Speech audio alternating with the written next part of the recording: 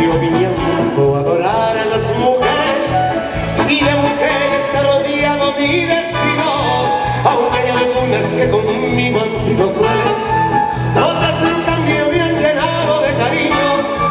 Desde el momento en que mis manos me dieran y me olvidara cariñosas de sus brazos, son las mujeres para mí la vida entera, parte importante de mis triunfos y fracasos. Es la mujer de mi vida, ser que Dios al hombre concedió para alegrarle el corazón.